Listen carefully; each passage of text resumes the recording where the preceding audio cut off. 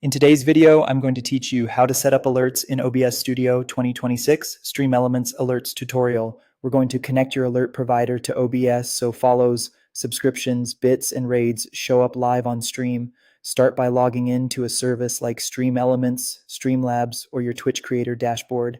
Any of these will work. The important part is that you're using a provider that gives you an alert box. Once you're in, head to the Alerts or Alert Box section. This is where you manage what appears when someone follows or supports your channel. Take a minute to explore this page so you know where each option lives. Next, customize your alerts. Choose the design, sounds, and animations for follows, subs, bits, and raids. Set the duration so alerts don't block gameplay for too long, adjust volume so they're not overpowering, and update the text format to match your style. If your provider offers layout, font, or text-to-speech, tune those now as well. Aim for consistent sizing and timing across all alert types so your stream looks polished.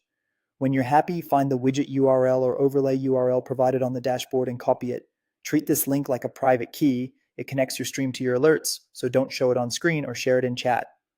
Open OBS Studio and look at the sources dock in the scene where you want alerts to appear. Click the plus icon and choose Browser. This source lets OBS load your alert overlay just like a web page.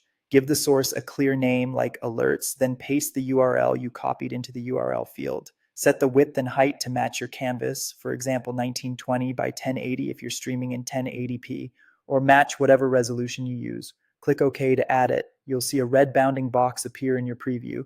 Resize and drag it to the spot where you want alerts to pop up. Top center is common, but choose what fits your layout. Keep your alerts above gameplay and overlays in the sources list so they aren't hidden. Now go back to your provider's website and use the test buttons for follow, sub, bits, and raid.